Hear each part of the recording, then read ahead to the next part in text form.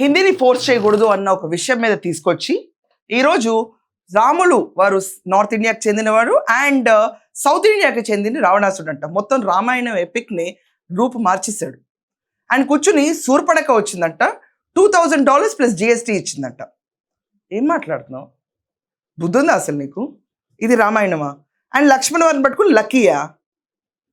ఈరోజు తెలుగు సినిమా చూసే ఆడియన్స్ అందరూ సీతారాములను ఎలా చూస్తారో కూడా తెలుసు. కానీ ఈరోజు తెలుగు సినిమా ఇండస్ట్రీ ఏ పరిస్థితిలో ఉందంటే ప్రొడ్యూసర్లు ఎక్కడ సిగ్గుపడకుండా వెళ్ళి తీసుకెళ్ళి ఇతనికి మళ్ళీ పెద్ద పెద్ద రోల్స్ కూడా ఆఫర్ చేస్తారు. ఇతన్ని బ్యాన్ చేయాలి. యాక్చువల్గా సీరియస్లీ స్పీకింగ్ సినిమా యాక్టింగ్లో బ్యాన్ చేయాలి.